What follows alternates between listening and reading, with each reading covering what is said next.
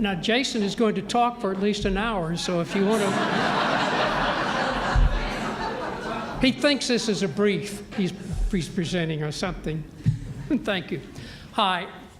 Good morning. My name is Charles Dollar, and I'm the chair of the Emmett Leahy Award Committee.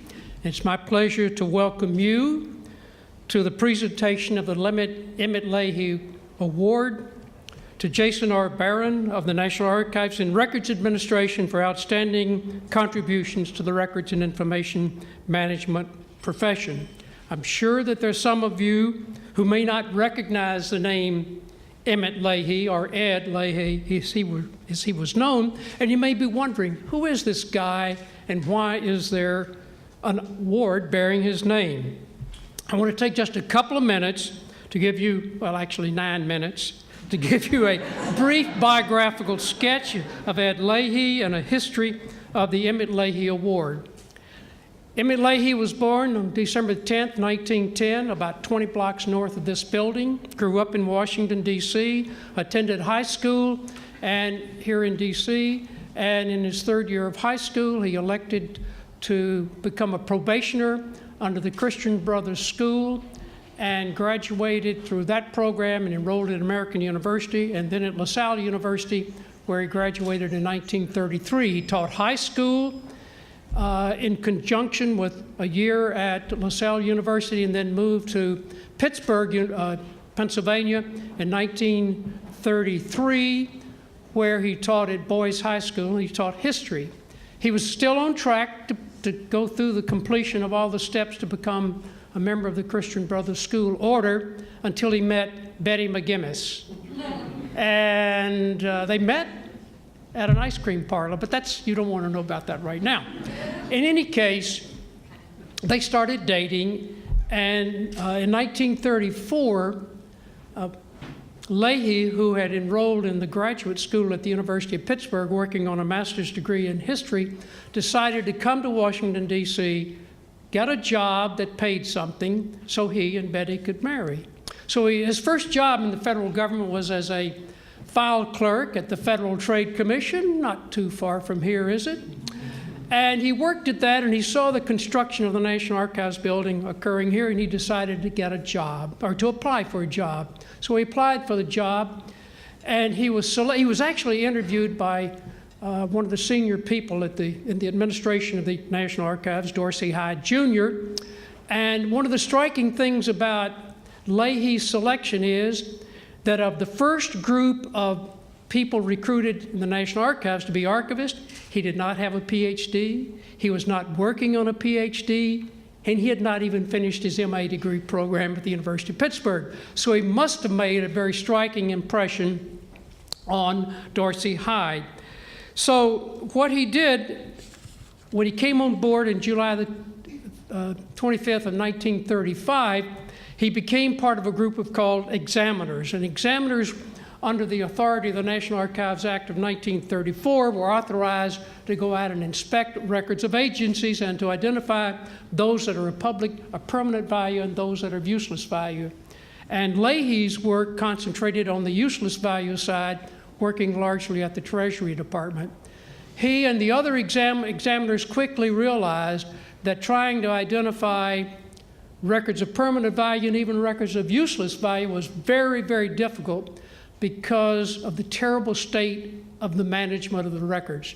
And so Ed Leahy and another National Archives staff member named Phil Brooks became strong proponents of engagement with the agencies to help them improve the management of the records long before they would come to the custody of the National Archives. So Phil Brooks and Ed Leahy, with the strong support of Solon J. Buck, the second archivist of the United States, his pictures on the portraits hanging on the wall on that card if you go out, a stern-looking man, and he was somewhat of a stern person. But in any event, he strongly supported what was then called records administration. Leahy worked in the National Archives until December of 1941, when he moved to the Department of the Navy to become the records administration coordinator or officer for the Department of the Navy. And in that capacity, he greatly expanded the current Records Administration work. He, among other things, strongly enforced work to identify the enormous volume of useless records that the Navy Department had. He introduced work simplification in the form of identifying forms that collected redundant information. He created the first agency records management center in a garage in Alexandria, Virginia, to free up space for more important records in the Navy Department. And he was an expert, an evangelist in the use of microfilm for the reduction of records. So Ed Leahy worked at the Navy until 1945. He was a commissioned officer, commander. He resigned his commission and started work for the Remington Rand Corporation as a national sales manager for microfilm and a records management consultant. He was in that job for 2 years when he decided to establish a National Records Management Council for the promotion of records management. And it was in that capacity that he was, as a national expert, he was invited to join the Hoover Commission and to chair a task force dealing with the reduction of records in the federal government.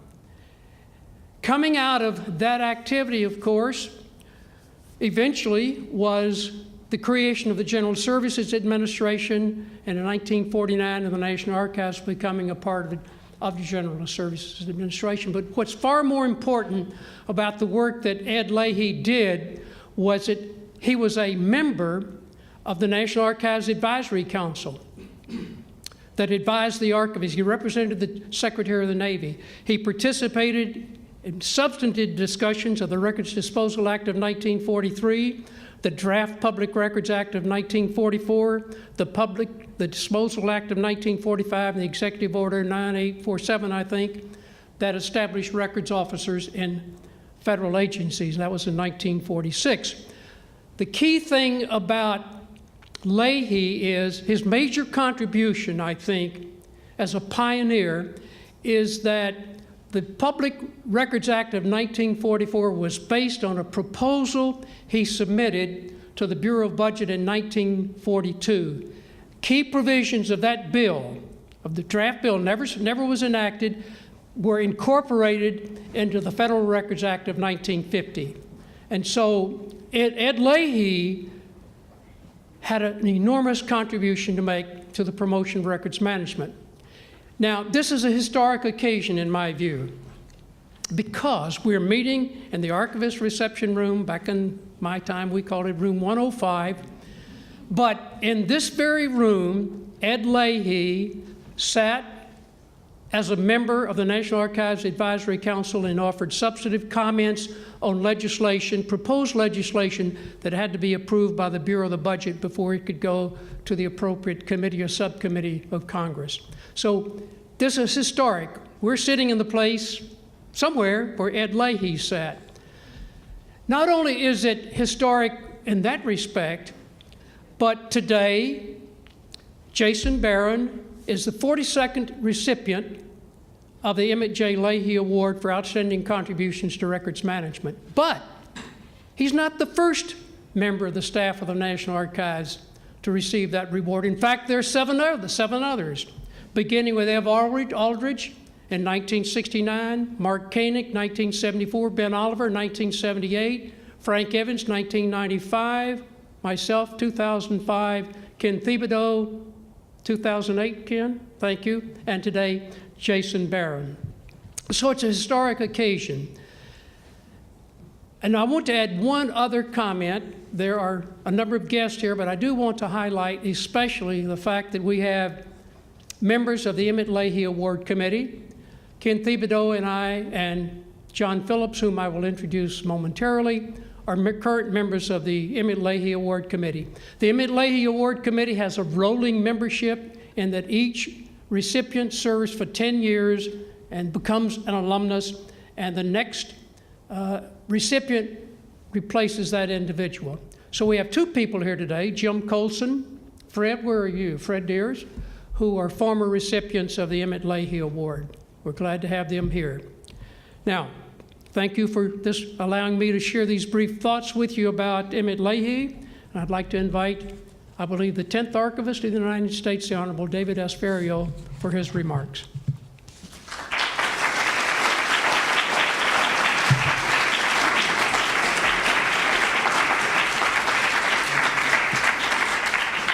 Thank you, Charles.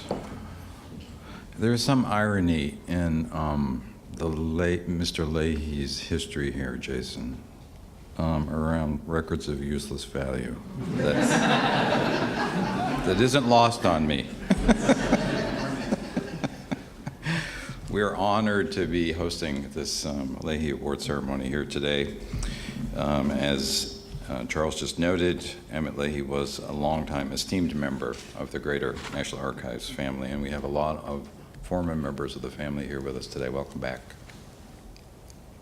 It's special pride to NARA that we celebrate and honor one of our lawyers with this prestigious award. Jason Barron is Director of Litigation in our Office of General Counsel. He is, in fact, the first and only person to have held this position, having been selected by Gary Stern, our General Counsel, to come to the National Archives in 2000. Came here after serving 20 years as a trial lawyer in the government, first at the Department of Health and Human Services, and then after a dozen years in the Civil Division of the U.S. Department of Justice. In addition to a prior award from NARA that Jason received while still a Justice Department attorney for his work in fashioning the 1995 email regulations, in the decade since he came here to work, Jason has been recognized with 3 of the highest honors this agency gives. He received Archivist Awards in 2002 for extraordinary efforts in reviewing presidential email records and assisting the Justice Department in the U.S. versus Philip Morris case in 2005. For extraordinary services to the White House, the Senate, the public, and the press in providing access to records pertaining to John Roberts, and in 2009 for bringing the electronic records of the George W. Bush administration into NARA's custody. He's received many other honors and awards as well during his time in government, including those from DOJ, NSC, HSS, SSA, as well as a Fed 100 award for his contributions to e-discovery advocacy. In my almost 2 years as archivist, I've come to know Jason Barron and appreciate his expertise and respect he's earned from his peers. In his time at the Department of Justice and the National Archives, he's become what many people regard as the go-to lawyer in the government on issues involving preservation of electronic records under the Federal Records Act. I know that Gary Stern and all of us at NARA greatly value his advice and counsel on all such matters and in zealously defending the interests of this agency in litigation. In fact, it's nice to have both Gary and Jason on our side. I've also seen Jason in action at NARA conferences, and as I'm sure many of you have, and I can tell you that he always exceeds expectations, which isn't hard when the subject is compliance with records management. And he is surely destined for his own slot in the Comedy Central lineup, so stay tuned. Jason is truly an enthusiastic champion of NARA's mission everywhere he goes, and believe me, he has gone everywhere, from Barcelona to Beijing, having given lectures and conducted workshops in numerous countries around the world, in addition to making over 200 appearances in the United States before federal agencies and at conference venues. We never know where he is. In recent years, Jason has been a thought leader in pushing the federal government to adopt smarter forms of electronic archiving and in finding better ways to search through large volumes of the government's electronically stored record information. Finally, I can tell you all that Jason is universally admired and liked by NARA staff. Just one example is an email that came in about today's event from a longtime senior archivist, Mark Ferguson, in our Denver regional office. Congratulations on winning the Emmett Leahy Award, the Nobel and Pulitzer of our profession. There is no higher honor for records managers. I'm so pleased that a NARA employee won it, and it is well deserved. We in the National Records Management Program are so fortunate to have a director of litigation who actually takes an interest in the missions of our agency and provides such excellent counsel on how we should approach the complex issues facing life cycle management of federal records. I'm glad you stayed on past your stated retirement date to get this honor. Jason, from all 3,500 of us in the Nara family, we extend our sincere congratulations and deep thanks for everything that you have done for us.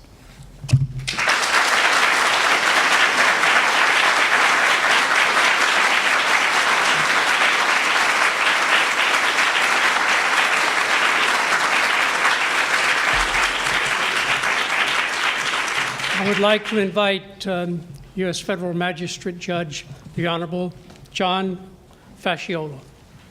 Thank you. Thanks. I'm a little concerned about talking to an audience where people are standing. It seems to me there are only two possibilities. They're going to put me on their shoulders and lead me out to be their king, or they're going to put me on a rail, tar and feather me, and take me out of here. And if you remember what Lincoln said about the guy who was tarred and feathered and let out on a rail, the guy said, you know, if it wasn't for the honor, I would have foregone the whole damn thing. I am honored to come and be part of the celebration of the extraordinary achievements of my dear friend, Jason Barron. The fates decreed that Jason and I would meet and would have a close personal friendship and a professional relationship. I began my career, at least in private practice, as a lawyer for Indian tribes. And I spent most of it in dusty, dirty warehouses in the middle of nowhere, looking through old records, looking for mistreatment of my clients by the United States, which frankly wasn't that hard to find. And I spent a lifetime of doing this. Indeed, in a strange way that you'll get a kick out of knowing, I had an experience which led to the discovery of one of the most famous records in American history. And I represented the Yankton Sioux. The Sioux Nation would achieve the greatest award against the United States in history, $100 million for the gold in the Black Hills. There was always a question of why it was that the gold miners were permitted to enter the Black Hills when the cavalry was standing there and supposedly keeping them out, because it was perceived there would be war between the Lakota Sioux and the United States if they got in. In any event, one morning there the gold miners were, and there the 7th Cavalry was gone. And it was an expert witness working for us who found in the archives the order, the secret order that Grant had issued telling the cavalry to get out of there. An order that would later be described by Judge Nichols of the Court of Claims as evidence of the most despicable act in American history. Nevertheless, for every little piece of gold I found, I did this 5 million times. And then computers came. And I remember going to the guy's house. He paid $10, and he demonstrated a spreadsheet on his computer. $10. And if you've gone through life terrified of columns of numbers, this was magical. He changed the middle number, and all the other ones changed. I was stupefied. This actually held out the hope I would be able to balance my checkbook, which I'd never have. And then I saw the first demonstration of a database, and I said, I gotta get one. And I had more fun playing with this thing. And I used it on terribly significant stuff. First of all, recipes for grandma's pasta from all the sources, and Italian-American baseball players, whom I organized by last name, batting average, and position. There came a time, a very happy time, when I met Jason for the first time. I think I had seen him before then in my courtroom, glaring at me from the front row, noting all those errors for appeal. But there came a time, and I guess it was at Sedona. Jason teases me whenever a judge gets reversed in the computer legal research, there's a little red flag. Jason has suggested that I should put that red flag on the sailboat.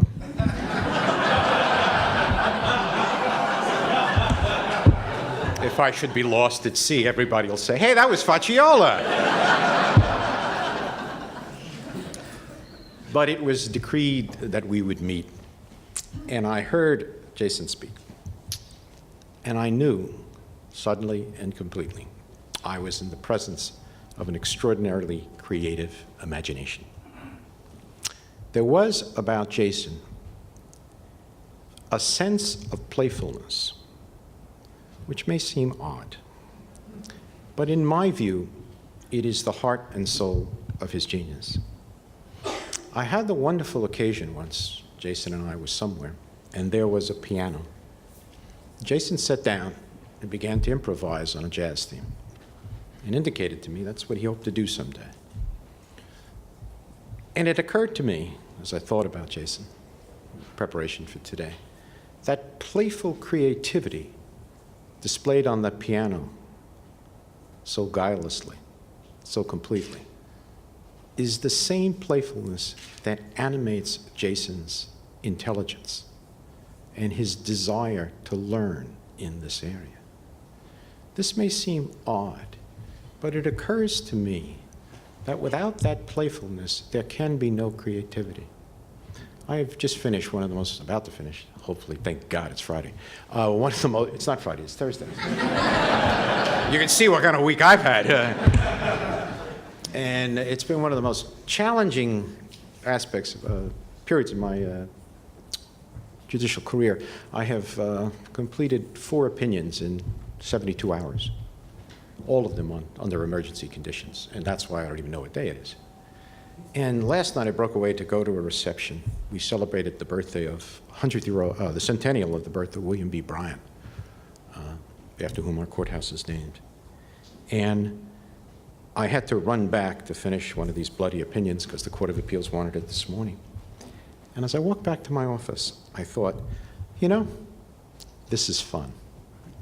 And my second thought was, Facciola, you need a life. But I have seen in Jason a playfulness of imagination. And I think that is the heart and soul of the genius it takes to communicate that to others. Jason's most significant contribution is to take a topic that would pour the pants off a Talmudic rabbi and make it fun. I mean, if I told you you were going to hear him speak about Trek and you would laugh a lot, you would think I was crazy. But that is exactly what occurs. I'm reminded what it was said about Holmes in his 90s, that he was still amused by what he did. Like me, Jason, we have both passed retirement age. And like Jason, people often come up to me and say, why don't you go out and make some money? And I remind them of what Tug McGraw said. He pitched for the Mets. He wrote a book called Screwball, which was simultaneously his best pitch and the condition between his ears. And they asked old Tug what was he going to do with all this money. He said, well, it's about 85% of it I'm going to spend on Irish whiskey and women. The rest I'm just going to waste.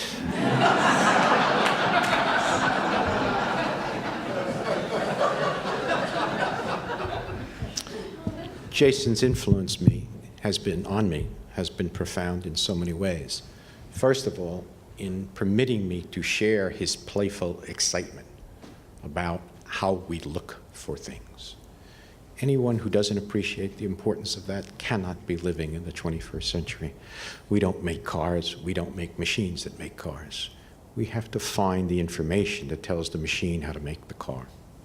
Jason's extraordinary contribution and how to do that is one of the most significant scholarly contributions of the 21st century in the legal profession. And I say that without fear of contradiction. Its influence on me has been profound. Thanks to Jason, I had a case called O'Keefe. And in it, the lawyers came in throwing keywords at each other. They had no more idea about keywords than they did about life on the moon. But one said, well, if we use Jones as opposed to Smith, we'll get it. I then proceeded to write an opinion in which I pointed out that that's exactly what we did not need. What we needed was a sophisticated intelligence to try to understand this. My law clerks don't let me have any fun, because the footnote they made me take out said, most lawyers think that they're experts in using keywords because they once found a Chinese restaurant in San Francisco using Google.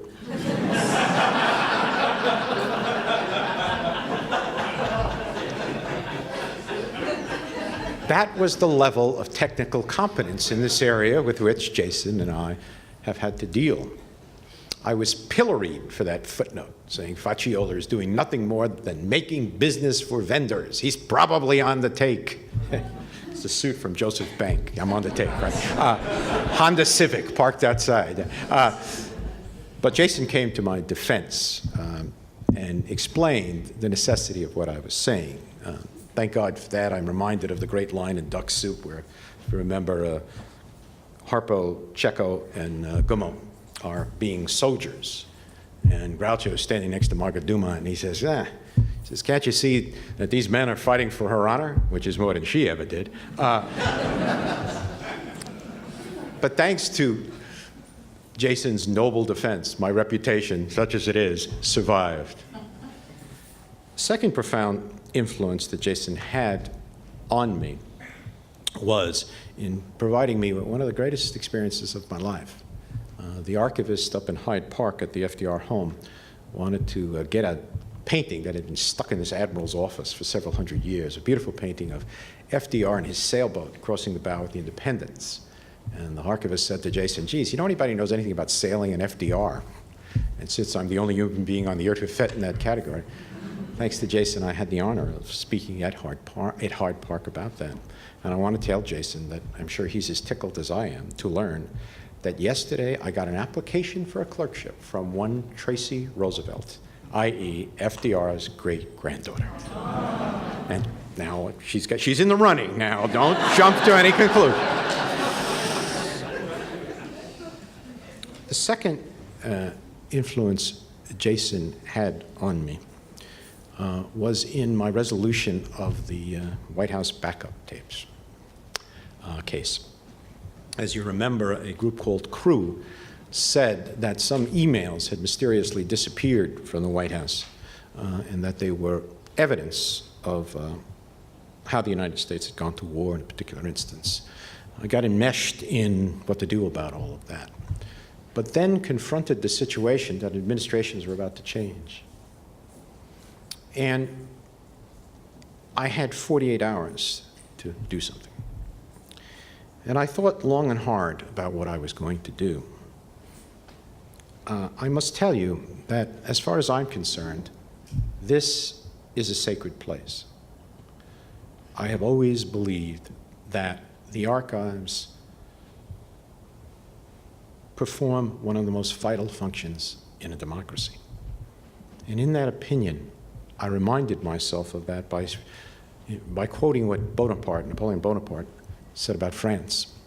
He said he didn't much care who wrote France's laws if he could write its history. I was confronted as to what to do with these tapes that had come into the possession. Between administrations, one administration had defeated the other, what to do. It was because of my recollection and my feelings of the integrity, honesty, and proficiency of Jason Barron that I decided to place those records into the supervisory custody of you, Mr. Archivist. There was a direct relationship between what I knew of Jason and the confidence that I had that this precious part of American history was in good hands. It would have been enough if Jason simply knew all this and served the archivist, but he hasn't stopped there. I know of no one who has taught more people more about these topics. I have been with Jason on many of those occasions. I have told Jason that thanks to him, I will never, never say no to an invitation to speak to either records managers or lawyers in public service, because he is the archetype of public service. I have spent 30 years in the service of my country, and I will hopefully spend some more. But thanks to Jason, I will always feel indebted to that community of lawyers and record keepers. And as I say, Jason has decided to communicate to that group and others and to share his profound knowledge. Without him, I don't know where we would be in even the most fundamental understanding of how you look for things.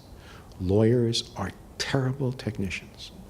There is about to be issued a study by the Indiana Law School, post-JD 5 years later, asking young lawyers where they're strong and where they're weak. To a person, they describe technology as the weakest part of their intellectual makeup. With Jason, I have tried to battle this. Lawyers, in particular, excuse themselves from this knowledge. I have had clowns appear before me and with a straight face say, "You know, Your Honor, I just don't understand this computer stuff." Why a demonstration of total incompetence is meant to amuse me escapes me. Often, Jason has felt, I am sure, that he is pushing a big, big rock up a very high hill. But without him, this society would deeply be in much worse trouble than it is. So let me end with the recollection. When I was a kid, I was very lucky. I went to a Jesuit high school in New York City, and we were blessed by the fact that the Jesuits didn't think our education ended at 3 o'clock. They took us all around town to see things. And I guess the night I became a lawyer and judge was the night that I saw Robert Bolt's A Man for All Season, about Thomas More. It tells the story of More's ultimate destruction. And a significant part of it is a character named Rich. Rich comes to London from the north of England full of ambition. He wants to make his way in the world. And he is going to either backslap or put knives in the backs of anybody who gets in his way. Of course, this took place in Tudor England, has nothing to do with modern-day Washington. But More becomes aware that Rich is conflicted and that his perdition awaits him if he goes in a certain direction. And indeed, he will. He is the architect of the trumped-up Star Chamber proceeding that leads More to leave his life. If you walk 3 blocks from here and go to St. Patrick's Church, you will see the statue of St. Thomas More, which has just been put there by the former pastor, a good friend of mine named Peter Vaghi, who was a lawyer and is now a priest, which is either a step up or a step down, depending on your point of view. If you look at it, you will see that More is pointing down, and at his feet is the chain of his office, which is removed from his neck by the king's men when he refuses to swear allegiance to the oath of supremacy as king of the Church of England. Earlier than that, he and Rich confront each other. And Rich says, "Sir Thomas, you must prefer me. You must speak to the Duke of Norfolk to get me a position." More says, "Rich, a man should not go where he is tempted." Rich says, "What shall I do, Sir Thomas?" And Sir Thomas says, "You're a teacher, Rich. Why don't you teach?" And Rich says, "Sir Thomas, if I teach, who will know?" Sir Thomas says, "Well, Rich, you, your students, and God." Not a bad audience, Rich. So congratulations, Jason. And by the way, not a bad audience, Jason.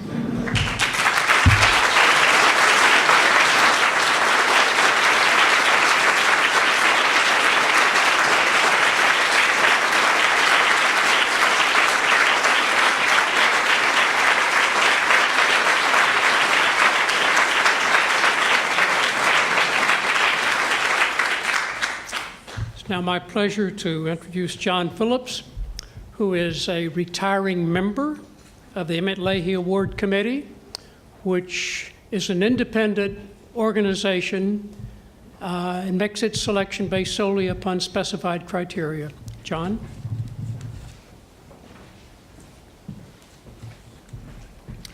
Hello. It's a pleasure to be here to speak with you today. We're obviously going to be recognizing Jason Barron. And the Emmett Leahy Committee's goal is to recognize excellence in the professional fields of records and information management. We're here to recognize the accomplishments of an individual that has made singularly grand and broad accomplishments in the professions and contributions to both the legal profession and the records and information management professions. Records and information management today, as we see it, is in turmoil. Records managers, their customers, IT organizations, legal counsel, and the creators of records are all overwhelmed. We're all overwhelmed by the volume and the variety of information that we're creating these days. And of course, as we create all of this information, our business models are changing and we're creating new types of information. So we're creating emails, office documents, web pages, database data, and we're even using cloud-based architectures, and we're all becoming more and more concerned about business records, evidence for court proceedings, and even historical treasures that are really being put at risk. For these reasons, today's offices are confronted with changing professional responsibilities and expectations for both records managers and IT, the business users, archivists, and litigation attorneys regarding regulation and litigation and compliance and how we're going to all deal with that. Now, we often talk about teaming in our projects between records management and IT and legal and the business users because we want to create solutions to these problems. But the reality is what we've really needed was a lawyer on the inside, a lawyer that understood these issues and took them to heart, and understood both the technologies and the law and could demonstrate that understanding. Fortunately for us, an individual took the lead in this arena, and in understanding both the issues and the technology issues, the legal issues, and began to bring this arena together and change actually the way we look at how we manage information. Now, this individual is often associated with some landmark litigation cases, landmark federal court cases. In the 1990s, as a lead attorney for the government in the Profs case, and also in the GRS 20 case, he helped set new expectations regarding how email would be managed in the federal government and the federal agencies, especially in regards to metadata capture and the importance of capturing metadata as it being an important and integral part of records. Then, after coming to the National Archives in 2000, he led a team of 25 archivists and lawyers that responded to the discovery demands in the United States versus Philip Morris case. This was a lawsuit brought by the Justice Department of the Clinton administration against the tobacco companies, allegations that they were violating RICO statutes. This intense experience of having to search through millions of emails and looking at the limitations of keyword searching let him realize that this is going to be very difficult if we pursue this mechanism to meet discovery obligations. So, especially on the topic of search and retrieval, he helped us focus on numerous activities that created information management insights regarding these issues. For example, in his work on the Sedona Conference, he was included as an acting editor of the publications, editor-in-chief of some of the publications of that conference, and especially in the areas of legal practice and information research. He also helped found the legal track for the National Institute of Standards and the Technology Text Retrieval Conference. This unique international research project evaluating competing search methods used by lawyers has been widely considered to be of value across a number of professions and disciplines. He's considered a leader in the legal profession and encouraging thinking about alternative search methods. This is very important to all of our professions. And his research efforts are bearing fruit in that we're finding that it is being documented that in some cases machine learning has been documented as outperforming a manual search of documents by human beings. In addition, he founded an international series of workshops known as the DESI workshops, which stands for the Discovery of Electronically Stored Information. In this field of academics with information science and computer science, together with artificial intelligence experts, they got together with the representatives of the legal community and discussed ways to improve searching for information in litigation contexts. In addition, he's known for a number of firsts.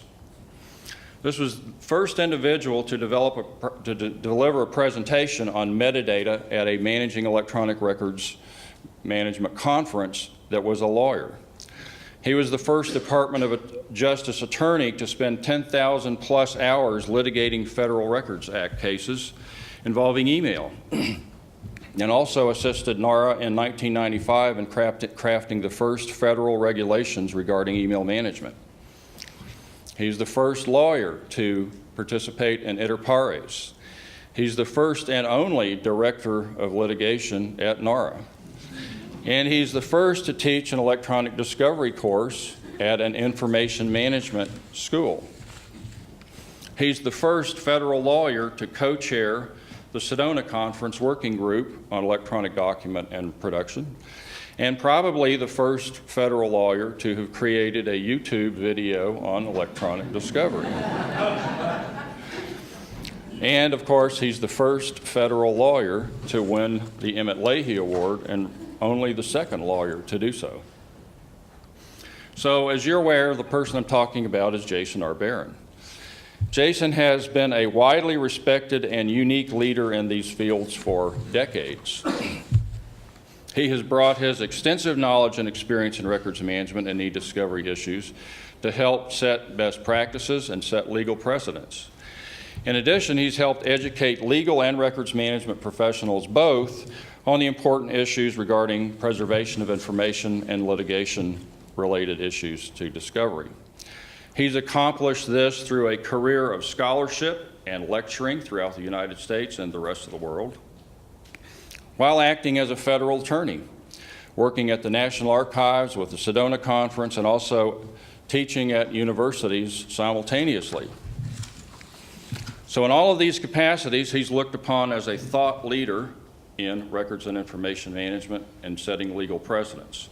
So for all of these reasons, Jason Barron is very deserving of the Emmett Leahy Award that celebrates the professional achievements and the international admiration that he has achieved. So I'd like to introduce you to Jason Barron.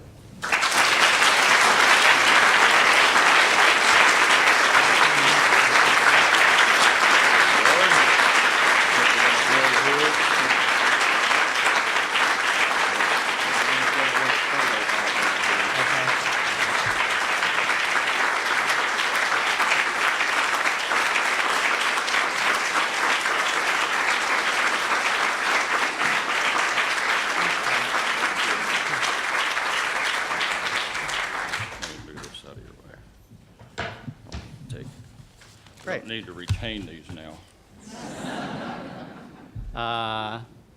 Gosh, this is way better than a retirement party. Thank you all so much for coming. I'm profoundly grateful to Charles Dollar, to John Phillips, to Jim Coulson, and each of the members of the Emmett Leahy Award Committee for the great honor and privilege you have bestowed to me. I couldn't do any better here than to quote Adrian Cunningham, last year's winner of the Leahy Award in Australia, when he said that adding my name to the distinguished list of previous award recipients when there are so many other seemingly more worthy recipients who have not been so recognized is both totally surprising and also immensely humbling. And I feel exactly the same way. Let me also say my thanks to David Ferriero, Archivist of the United States, to Judge John Facciola, very kind words for all their past support and encouragement, and of course for taking the time to be present today. I wish to note for the record, as we lawyer types say, but it seems especially appropriate in this setting, that also present are Deputy Archivist Deborah Wall, colleagues from the White House, past Leahy Award winners, numerous colleagues from NARA, including the terrific attorneys and archivists who work with me in NARA's Office of General Counsel. There are also many close friends, colleagues from both the public and private sectors here, including a number of my Sedona Conference buddies, some of whom I recently climbed the Great Wall of China with on the day before we conducted an e-discovery workshop in Beijing. I can't leave out my former students from classes I've taught at the University of Maryland, as well as my friends, and of course my family. I couldn't be happier than all of you took the time to attend. I intend to submit a scholarly piece on the future of information management and the law for the record of these proceedings for uploading on the Emmett Leahy webpage, but I would like to make more personal remarks here. I will get to my concerns about information management in a couple minutes, but after all, we're not at an SAA or ARMA conference. We're at a more informal type of gathering, falling somewhere between a press conference and a substitute for a retirement party. So maybe it was in fact destiny that I have spent my life thinking about records. However, I confess that I couldn't really have imagined what my professional career would consist of when back in 1977 I wrote an honors thesis in college on the privacy implications of a vast electronic database maintained by the FBI and accessible by the international organization Interpol. Later, after graduation from law school, where I got an A+ in FOIA law, It's one of my few A's. In one fashion or another, I always somehow got myself involved in the thick of records-related matters, including major litigation. It is a tremendous honor to be the first practicing attorney in the federal government to receive this award, and I believe the second lawyer, as mentioned. I have never had a dull moment as a federal lawyer in 30 years of giving legal advice and litigating cases. I was very lucky to work first in the General Counsel's office at HHS on large class action cases, and then for a dozen years at the Department of Justice. I will always be grateful to Renee Wallenhouse for encouraging me to think about coming to DOJ, and for David Anderson and others in Federal Programs Branch for having the faith in me. While at DOJ, I got the chance to work on record-keeping lawsuits of landmark importance, as mentioned, most notably the Armstrong case, also known as the Prost case. My then supervisor, Elizabeth Pugh, is Elizabeth here? Who later became general counsel at NARA, asked me if I wanted to work on the Armstrong lawsuit in June 1992. She said it wasn't going to amount to much and would soon go away. Her hoodwinking me ended with my spending those 10,000 hours in the 1990s on email litigation. Was the start of nearly 20 years of my continuously attending to the subject of preserving White House email and the electronic records of the government as a whole. As noted, when I came to NARA, I quickly became engulfed in the RICO lawsuit against Big Tobacco, which involved searches of millions of White House emails. This early experience at NARA led me to what my colleagues in the e-discovery world have heard me describe as my personal grail quest in attempting to educate the legal profession about more advanced, more efficient ways lawyers can use search techniques through vast collections of electronically stored information. My journey led me to pursue two of the smartest people in the information science world, one of whom is here, Dr. Ellen Voorhees at NIST, and Dr. Doug Ord, professor of computer science and information science at the University of Maryland, who together green-lighted and fostered the Trek legal track with me, a unique research platform to evaluate competing search methodologies. I was subsequently approached by members of the AI and law community to foster what blossomed into an international series of so-called DESI workshops that have brought together academics and lawyers to think about profound issues of information retrieval in the legal space. Along the way, Leahy Award winner Bob Williams gave me an early showcase at Cohasset to discuss an emerging law of metadata in 1996, and Leahy Award winner Luciana Durante invited me to teach cyberspace law at the University of British Columbia in 2000 for a semester and to take part in Inter Pares. I am so very grateful for those invites and for the invites of many of you here to past conferences, workshops, briefings, and events. I am also so grateful to Richard Brayman at the Sedona Conference, a true visionary who has been so supportive of all of my efforts to advance the path of the law of search and information retrieval in a just and reasonable way. And I can't leave out, for the past 11 years, I have been enormously privileged to work in my dream job here at NARA for NARA's General Counsel, Gary Stern, who gives his staff the freedom to pursue their interests wherever they may lead around the US and the world. He only requires me to have a BlackBerry 24/7. I couldn't have done any of this or achieved so much without his support, in particular, the support of successive archivists and senior staff at this incomparable institution. And of course, I have been privileged to have such a wonderful family. My wife, Robin, has put up with my late nights and weekends, worrying about records management and e-discovery for going on 20 years this December. And when I come home for dinner, I talk about email. And seeing my high-achieving daughter, Rachel, blossom in high school is the most meaningful award of all. My late dad taught aeronautics at MIT. If he were around today, and if I told him I had received a Nobel Prize, he would say something like this: "That's very good, son, but just as so you know, Linus Pauling and Madame Curie each received 2 Nobel Prizes."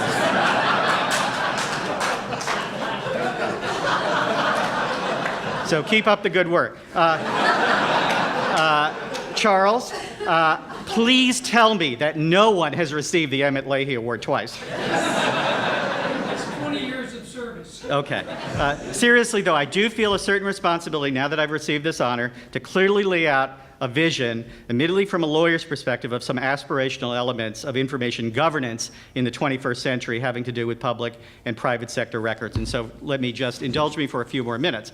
I'm going to make 3 basic points before this audience of records experts and e-discovery lawyer gurus. First, We need to declare an official end to the end user being expected to act as a de facto records manager.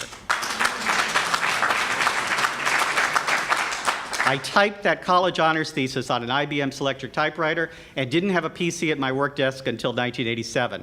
With the profound changes in the workplace that have since occurred, it has become almost a cliche to point out we are overwhelmed in our professional and personal lives with the growth of electronic communications, first via email, voicemail, then the web, with endless possibilities for engaging in messaging and social networking, now on a vast array of mobile devices as well as PCs. With the notion of secretaries who acted as office managers controlling the workflow of documents and record keeping receding into distant memory, we are all tasked by our organizations to exercise responsible records management in addition to carrying out our primary job functions. This was last possible about 15 years ago when the volume of email traffic was far less in terms of messages of substance or lasting importance to the organization.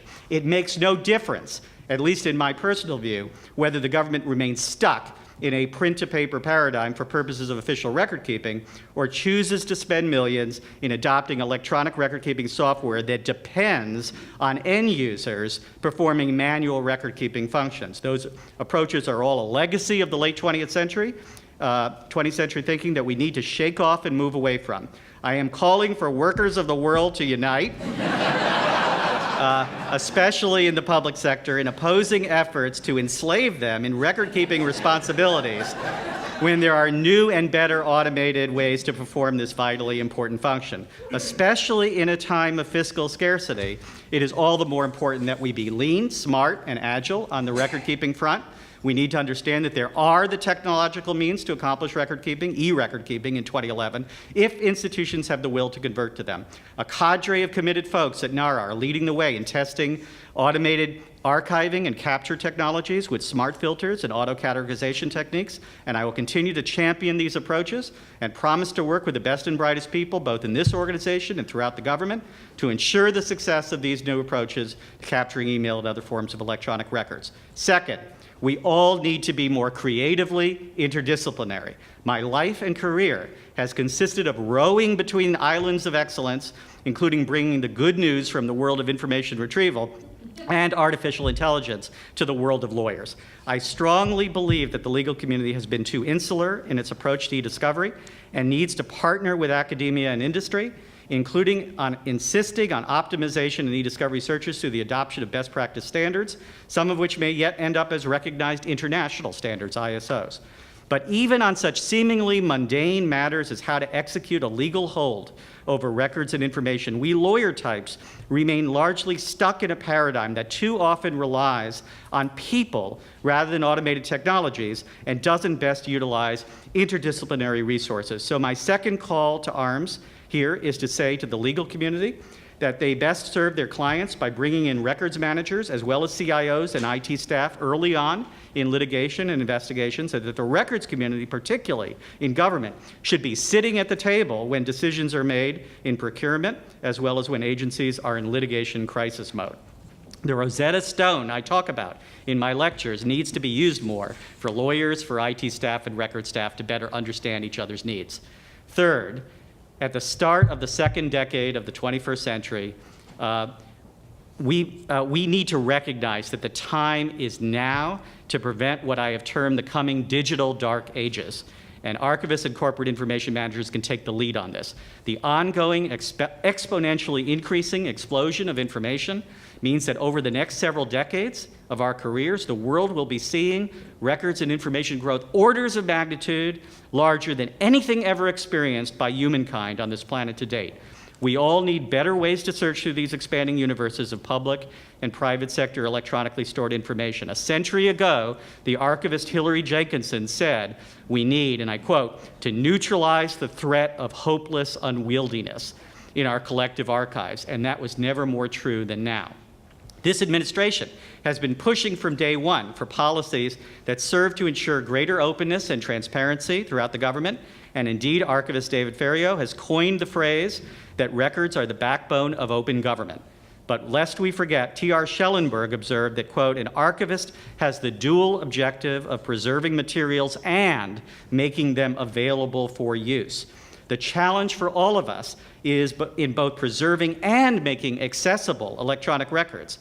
That's the challenge. Otherwise, there's near certainty that most of the history of the early 21st century, measured by volume, will not be open and available anytime soon, that such e-records may end up being de facto inaccessible to historians and researchers for 75 years or more.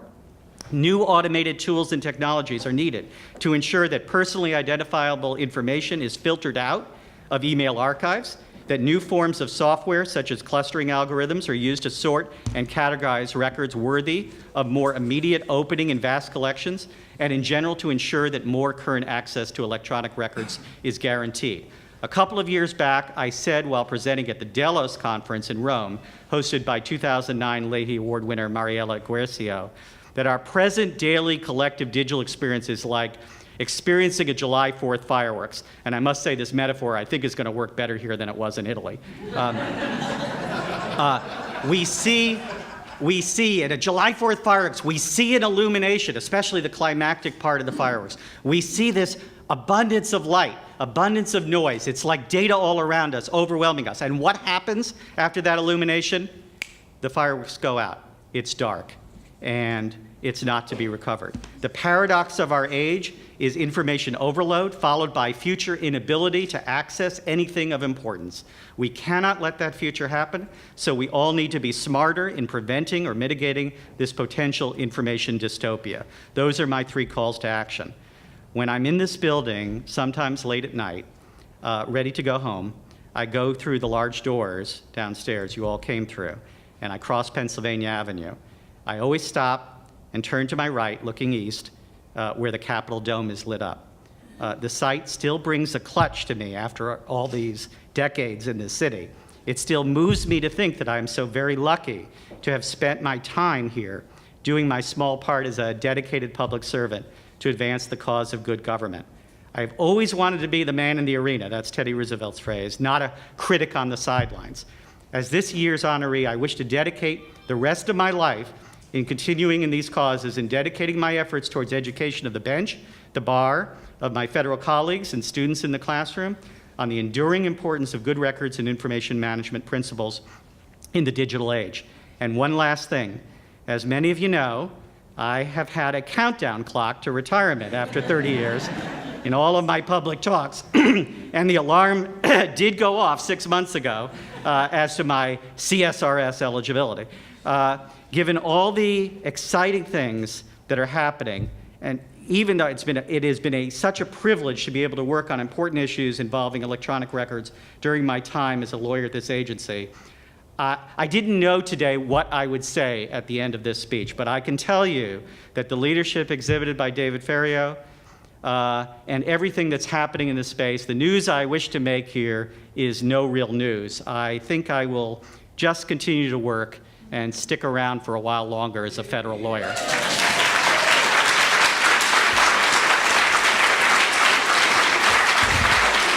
Thank you. Thank you again to the Emmett Leahy Committee for this tremendous honor. Thank you. Thanks.